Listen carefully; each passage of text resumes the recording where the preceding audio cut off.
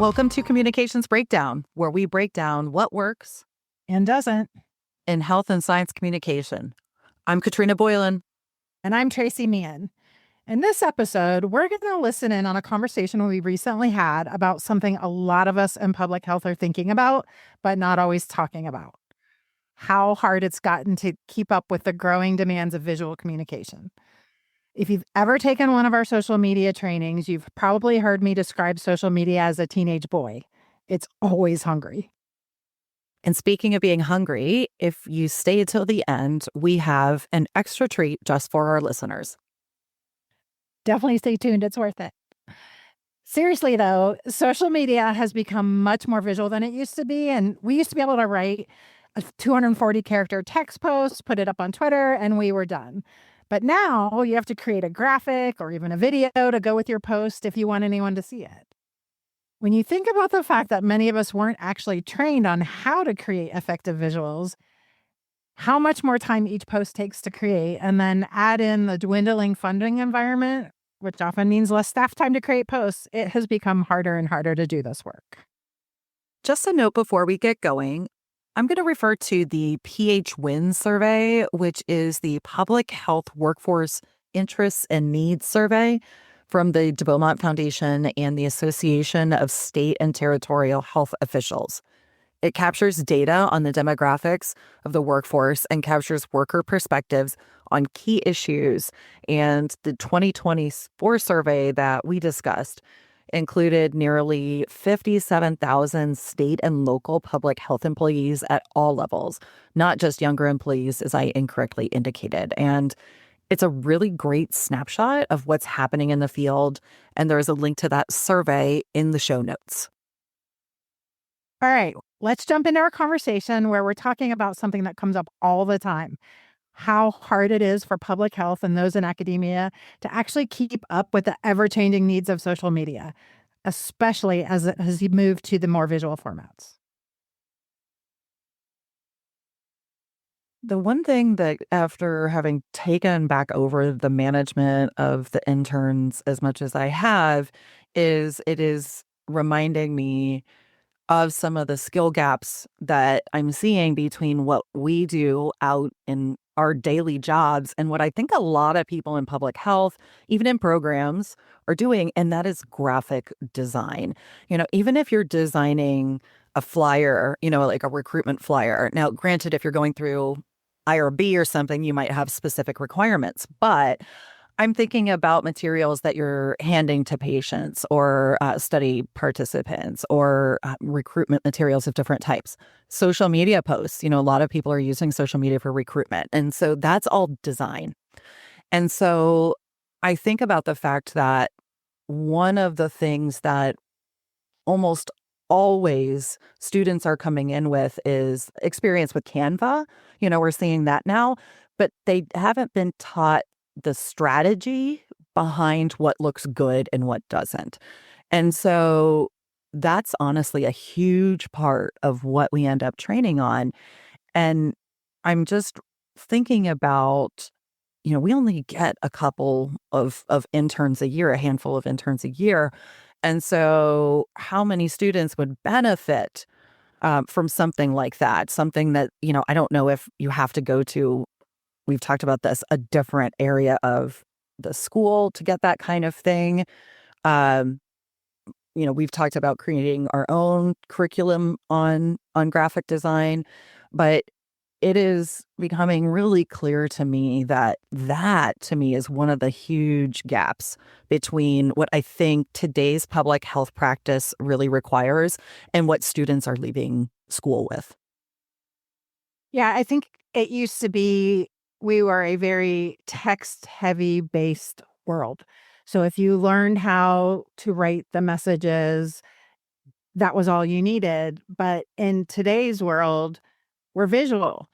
And I am not seeing the students either, but also the people actually in practice. I am in meetings every day, all week long, with different people of different levels of experience. And right now, they are all saying, I wish I had more training in communications work and how to get messages out to people. And like you said, right now, a lot of that is visual Hmm. and it is hard. It is time consuming. If you don't have the background, it can be really difficult. We're lucky because we're at an institution that does have a whole department with graphic design. But even then, it's not easy to work with them because they have so much work. It can take 2 to 3 weeks to get work back from them. Right. You can't, that's too slow in many cases. Yep. So I do think that this is an area that is putting us in a really interesting situation. I'm in a lot of spaces where people are saying we need to be on social media, and I personally agree with that. I think a lot of people are in the digital space, whether that's social media platforms or, some other way that we're out there. That's how people are getting their news, their information, all of that kind of stuff. And if we Mhm. are already talking in our public health speak, and then we're putting out visuals that aren't good, people are going to dismiss us. Yeah, and you know what I think is really fascinating?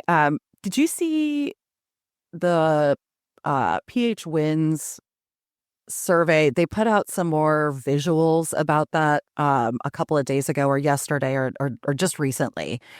And what I think is interesting is the visuals are actually pretty good, honestly. But what really, when I'm looking at it right now, and we're talking about what we see as the gap and what we're hearing in these spaces. Yet, what they found in the PH Wins survey is that they say the top three training needs among state and local government public health employees are budget and financial management, policy engagement, and systemic and strategic thinking, or systems and strategic thinking. And if I recall correctly, I did look at the data on this a while ago, and that I think people reported feeling fairly confident in their communication skills. And so I also wonder if this is there's this, I think this survey is really dedicated for younger people under, actually maybe it is for everybody, but we do tend to be in maybe some of the more established career professional spaces. And so they, as you said, you didn't get that in your education. We were all text-based because this stuff just didn't exist. Um, so I do also wonder if there's a gap between what, the younger generation thinks maybe they need and what they actually need. One thing we have heard from the students is that they think they know Canva or what they're using or, visual design. And then they come and work with us and they realize there's a lot they don't know. And so I just think it's interesting that, the survey is identifying other things as stated priorities of this cohort. Yeah, we're hearing something different and seeing something different in the students that come through. Yeah, I did see that report, and I agree that those top 3 areas are really important. And I know that our view is skewed a little bit because we do focus on the communications Sure. angle of things. I have a firm, passionate belief that a lot of why people don't understand public health and injury prevention is because we think we're communicating well to them, but we actually aren't. Yeah, It doesn't good point. matter how great our reports are or what the data says. If people aren't listening to us, believing us, hearing us, seeing us, it doesn't matter. We're talking into the void. Yeah. So I think, I don't know. I think this will be something interesting for us to explore. I've been out of classes for a while, so, we have to take that for what it is. But what I saw and still see sometimes with the people that I interact with that lead the classes is we're having them do an assignment to create a video. We're having them create a flyer. We're having them do social media posts. But none of the professors are actually doing that in their daily work, so they don't know how to give them good feedback. And that's why I think we hear from the interns, like you said, oh, we're being taught that, we're doing the exercises like that. But when they Yeah. actually do the work with us, then Yeah. they're like, oh, wow, I never got any of this feedback. I didn't think about those things. And it's different when you're creating something for a class that you're creating in a void versus when I ask them to say, okay, let's look at your design. Would you stop in your Instagram feed to open that and look at it and engage with it? Mhm. Almost every time I watch their face and they're like, "Oh, Hasn't even occurred to them. yep, But, I think the other thing is that, you talk about the professors, but the fact that I don't know that the professors also know that the kind of mid-career or more established career professionals are saying the things we're hearing. Now, again, we are perhaps a little biased, but it is something we do hear a lot, and it's something you get asked about all the time. How did you design those great slides? That was the best presentation I've ever seen. You know, you get asked about this. So I just, again, I think that there's another space where we as a field can maybe explore ways to broaden maybe that concept of what is good communication, and start really focusing on the visual aspect of it, because that is honestly a huge, what the reason this has really come up is that, we, like most people, are on social media. And most social media now is so visual forward that it takes a lot of time and content and strategy and planning and research to create a single visual.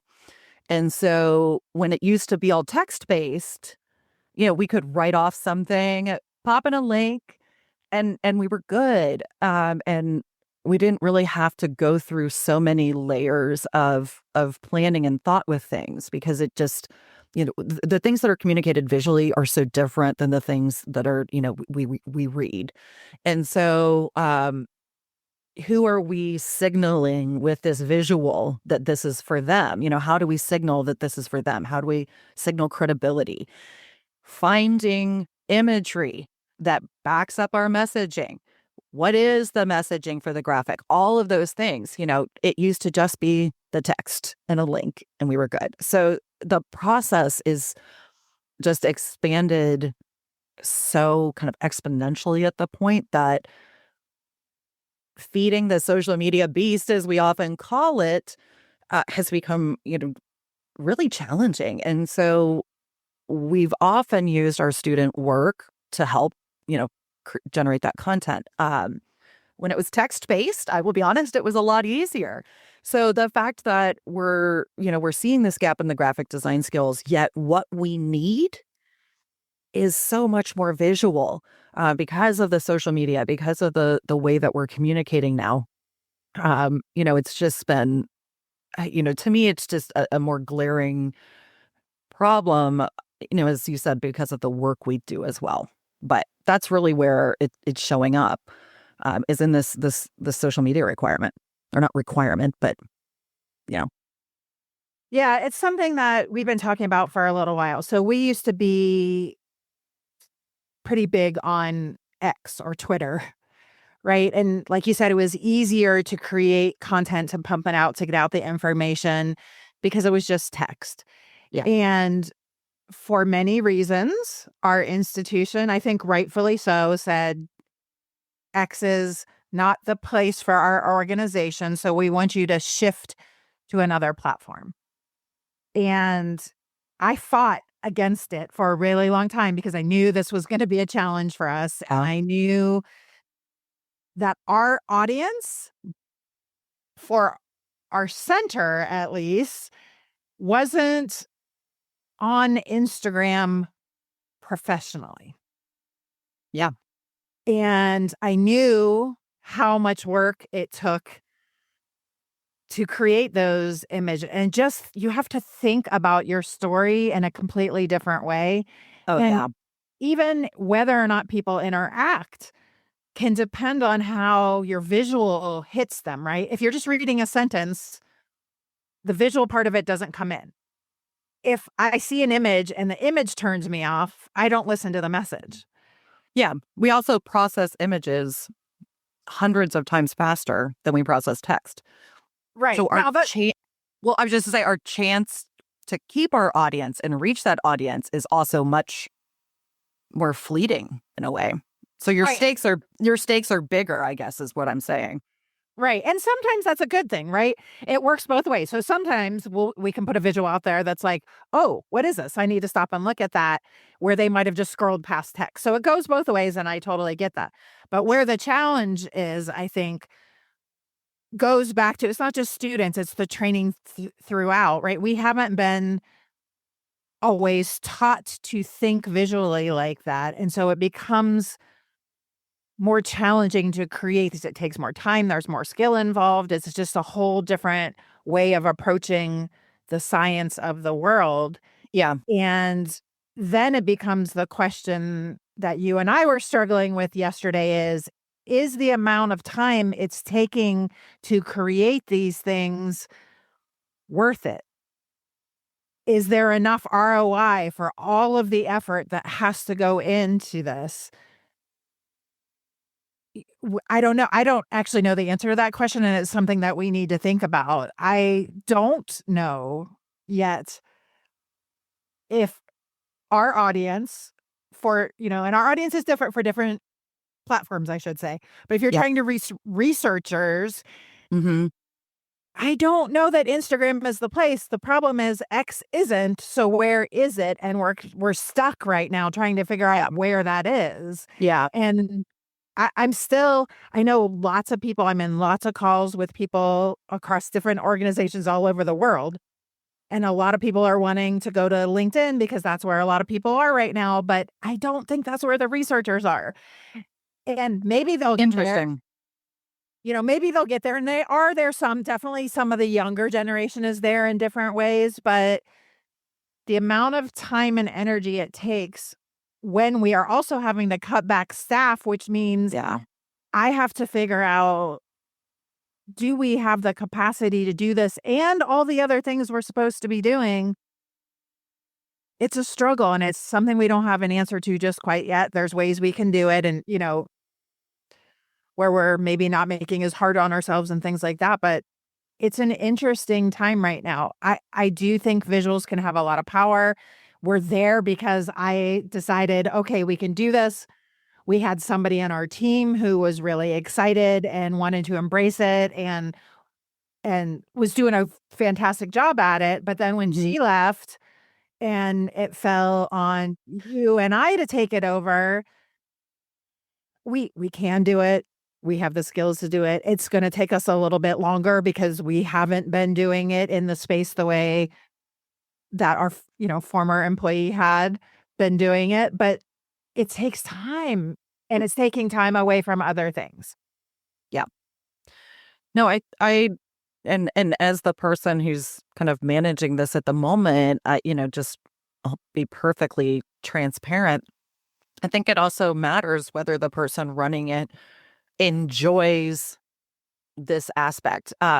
My what I've learned is that I don't think my type of creativity is as visual as would be ideal for this type of social media management. I'm a writer.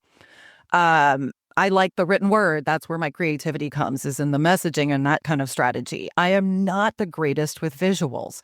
I have learned graphic design, but I don't have, a million ideas. And so sometimes it's also hard for me because I also want things to be new and fresh. And we both have a slight perfectionist streak when it comes to this. And so I want things to be interesting and the best we can possibly do. But I don't necessarily have the visual creative skills to execute that all the time. And so I know I personally get frustrated when I have to go back to something that's been done just to get it out the door, if we need that visual post. I don't like having to go back to a visual design or, we've a template or things like that. Templates are good, but I always like to just do something to give it something different. And so I just get frustrated. And I think that's the other part of it is that if I'm going to do it, I want to do it a certain way, but that takes so much time. And sometimes we can't even do it because we don't have the imagery we need. And I feel, going to the AI issue, I don't know that that's always a good use of AI generation, to try generating stuff there. So, yeah, just having had to manage this again recently, I'm just reminded of how many of us are actually not trained um, for the requirements of this particular aspect of health comm. So I know other people are probably feeling the same way. Um, Also dealing with what we're dealing with the funding environment and seeing our team change. But I guess I also appreciate though the fact that we can talk about this without knowing what the answer is. And we will decide something. But I think this also goes back to our number one when we do when we do our social media training is, can you actually execute it? If you're going to do it, what you're getting into. As you said, you had a person who wanted to do this, had the space for it. We were being kind of forced off our other platform.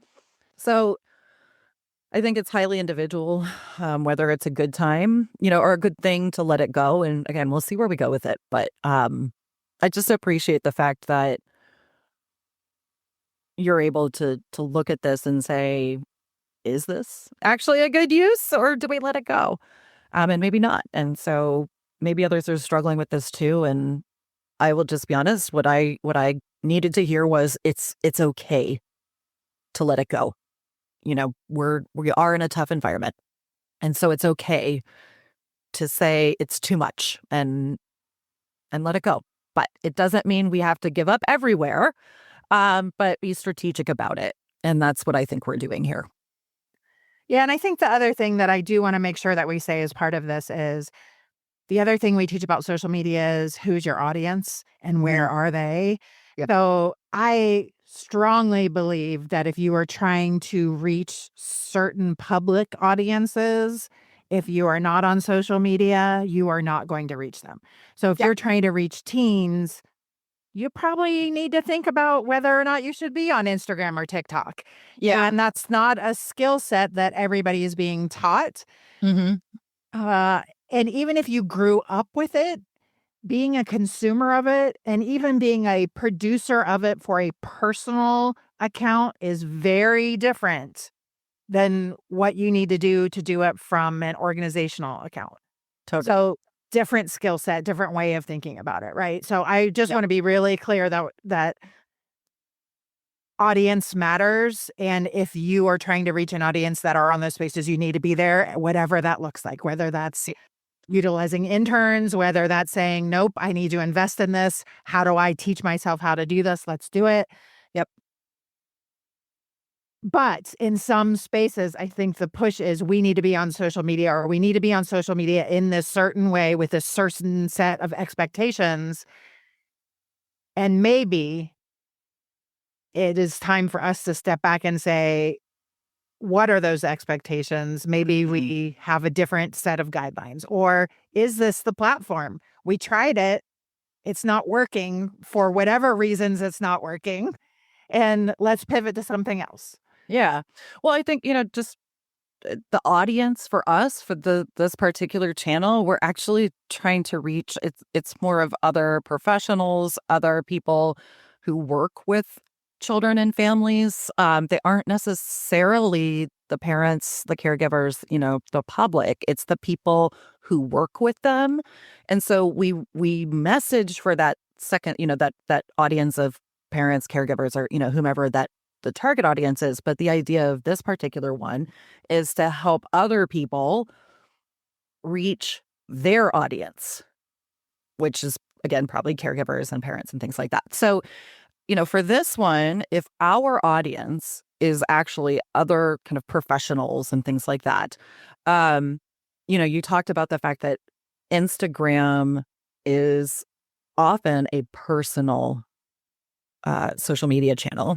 People don't want to engage in professional activities on their personal Instagram, which I totally get. So I guess I just wanted to explain why we were thinking about this is that we've looked at our audience. We actually have a really robust newsletter that gets a decent amount of opens. We have lots of ways to communicate with our audience. And so I think if we go in that direction, we're going to have to make sure that we're shoring up those spaces where we are reaching that audience in those other ways. But as you said, the ROI on this, maybe just isn't worth the time. So Yeah, and it's something we're still exploring. I think, absolutely. So the yeah, stay audiences tuned.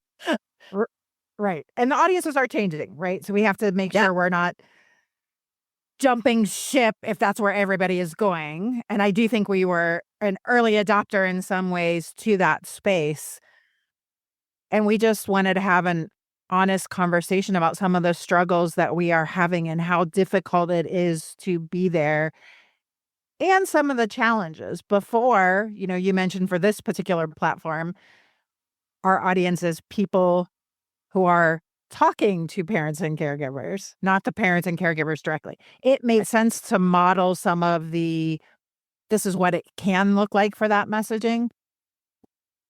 Instagram's a little harder because with X, you can just Share. quote treat it, Yeah. share, Right. things like that. With Instagram, it's a harder process. You can't just retweet. So, you Drives me know, crazy. and what I've seen is a lot of the people who run those social media channels don't quite yet have the skills to know how to do the extra work it takes to take whatever message we have and then make it work for their account. They're learning and it's changing. The field is definitely I'm seeing people grow in this space and all of that, but things to think about. We're trying to follow our own advice. Yeah. Know who your audience is, know what their skills are, know what your skills and resources are, and go from there. Yeah. So we'd actually love to hear from you if you're listening to this and you're finding success or you're also struggling. Let us know because we want to hear from others doing this work. How's this Yeah, for working sure. for you? What are your struggles? Yeah. I know we're not alone out there. So that's why we're doing this, right? All right. I don't want to end on a downer. And so I would like to let everyone know that Tracy and I found a way to reframe an issue that we both were extremely happy with. So we have been working on this podcast for a while. We've been talking about it for a long time. I mean, a long time. And so it's finally here. We're doing it. It's happening. And so we set a date, or our go live date, and the agreement was originally that if we didn't meet that date, the one who kind of caused the problem owes the other one some type of dessert.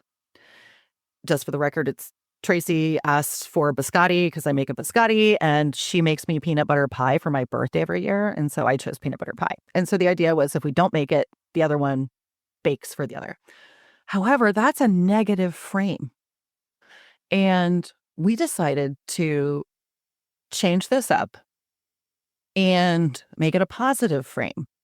And so now we are going to make each other our desserts when we succeed. We're going to make this date. We're going to get everything launched. We're going to get going, and then we're going to deliver desserts to each other. And so I just want to mention that actually really changed the motivation, like weirdly, like an odd amount. I felt it as soon as we changed that. So I'm just curious, it made a difference? And not just Can't see because me. I'm now guaranteed. I mean, yes, I'm guaranteed peanut butter pie, but it actually felt different too. You can't see me right now, but I have a huge smile on my face. And yes, it absolutely changed for me as well, which is funny because it's something that we talk about in public health and how to motivate Yeah. change. Seeing it in action this way was fantastic. It made a huge difference. And I am more motivated to get my biscotti. Right. Right. And it made me the meta-ness of all of it I mean, we laughed definitely about this, but it is just really a great reminder that we ourselves are often the target audience, and recognizing what motivates us. We might be a little more food motivated than others, or not. Maybe everyone is as food motivated as we are, but yeah, just now I get peanut butter pie and you get biscotti, and we got this podcast. So positive frames versus negative frames, in action. It definitely makes all the difference. All right, everyone. For time's sake, we are going to stop right there. As we come to the end of this episode, we would like to acknowledge how challenging some of this work can be. If we want people to understand public health, we do have to meet them where they are, and that is often on social media. But the platforms have changed, and it's not just text anymore. Everything needs a visual. And the truth is, many of us in this field, we just weren't trained for that. Not to mention the fact that it takes a lot longer to create these impactful, eye-catching visuals than it does to just write some text. We are being asked to create without the tools, the time, or the training we really need. We're basically being asked to do more with less, and it is okay to talk about how hard that really is sometimes. The good news is that we can learn together and support each other in this work. The more we talk about it, the more we share ideas and tools and lessons learned, the better we're all going to get at reaching people in ways that truly connect and really make a difference. So that's it for today. If you want to hear more from us, please subscribe to the podcast and like this episode. It helps us reach more people like you. And honestly, it just feels good to check the stats and see that we created something that somebody else valued. Comments are always welcome, either on the platform you're listening on now, or you can use the link in the show notes to text us directly. We're on LinkedIn, Blue Sky, and YouTube as CIRTC, that's CIRTC, so you can find us there as well. So we promised to treat if you made it to the end. If you want the recipes for our almond biscotti and peanut butter pie, you can get them on a hidden page on our website as a special treat for our listeners. Go to cirtc.org/secret recipes, all one word. All right, everyone. Thanks for listening and happy baking.